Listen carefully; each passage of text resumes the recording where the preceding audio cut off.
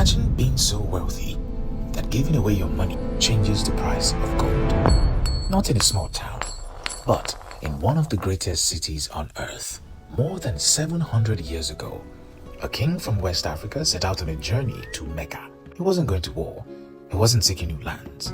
He, however, was fulfilling one of the most important duties of his faith. But before his journey ended, people across continents were talking about him. His name was Mansa Musa. Today, many people call him the richest man who ever lived. But was he? Did one man really change the value of gold?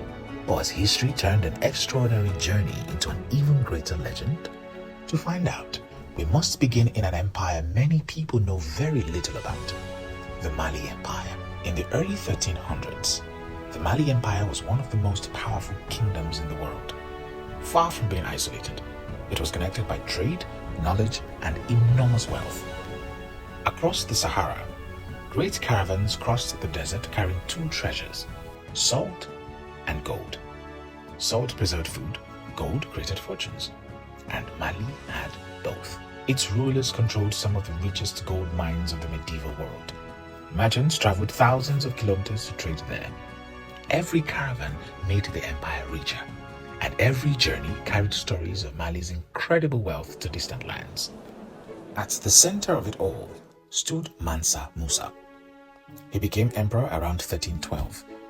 He was known for his leadership, generosity, and deep Islamic faith. Then, in 1324, he made a decision that would change how the world saw Africa. He would make the pilgrimage to Mecca. For most people, the Hajj was long and difficult. But Mansa Musa would not travel like most people. His pilgrimage would become one of the greatest expeditions of the medieval world and leave behind a story that still fascinates historians today. The year was 1324. The preparations had begun. This was no ordinary journey across the desert.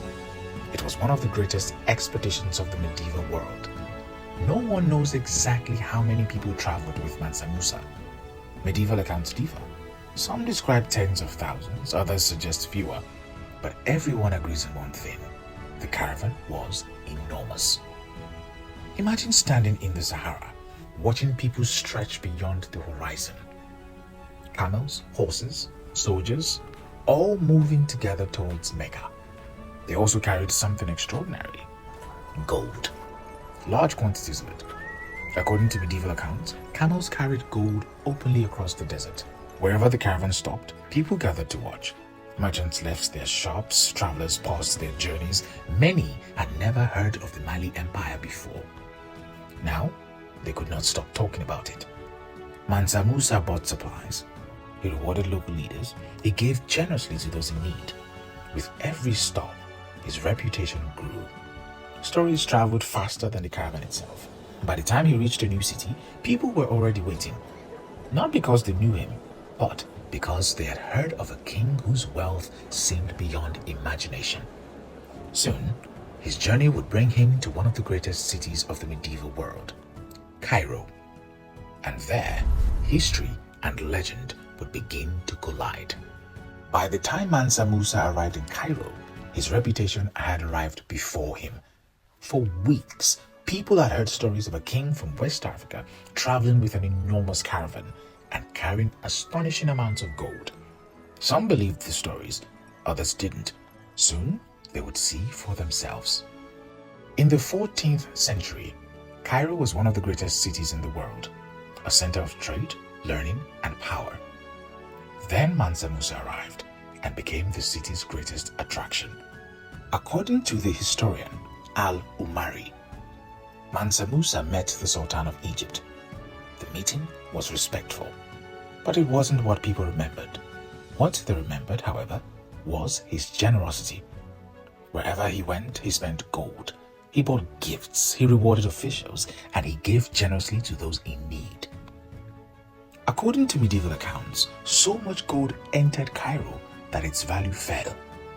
The story spread quickly. People struggled to believe that one visitor could have such an impact. But history also asks us to be careful. Modern historians agree Mansa Musa's spending likely affected Cairo's gold market.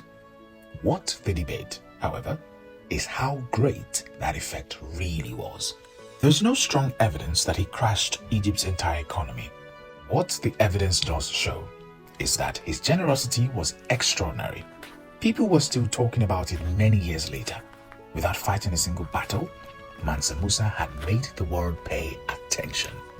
And when he returned home, he brought back more than memories. He brought new ideas, new knowledge, and a vision that would transform the Mali Empire. When Mansa Musa returned to Mali, his pilgrimage was over, but its impact was only beginning. Across North Africa, the Middle East, and beyond, people were still talking about the emperor from West Africa. His journey introduced the Mali Empire to the wider world. Trade increased, scholars traveled south, architects helped build new landmarks, and one city became the symbol of his vision, Timbuktu. Over the centuries, it grew into one of the world's greatest centers of learning. Its libraries held thousands of handwritten manuscripts.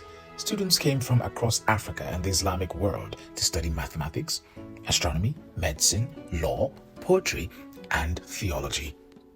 Knowledge became one of Mali's greatest treasures. Mansa Musa also built magnificent mosques and schools. Some still stand today.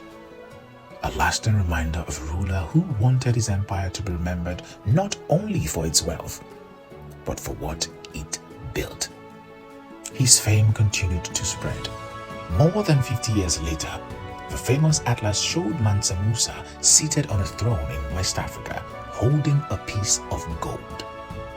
For many Europeans, it was their first glimpse of the Mali Empire, a kingdom they could no longer ignore. So, was Mansa Musa the richest person who ever lived? The truth is, no one knows. History cannot measure the wealth of people who lived centuries apart with complete accuracy. But perhaps that's the wrong question. The better question is, why are we still talking about him 700 years later?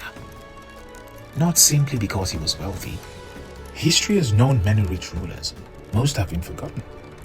Mansa Musa, however, is remembered because one journey changed how the world saw Africa. It showed that medieval Africa was home to powerful kingdoms, thriving cities, global trade, great centers of learning, and remarkable leaders. Sometimes history is changed by war, sometimes by revolution, and sometimes by one extraordinary journey. Centuries later, the world still remembers Mansa Musa, not just because of the gold he carried, but because of the legacy he left behind.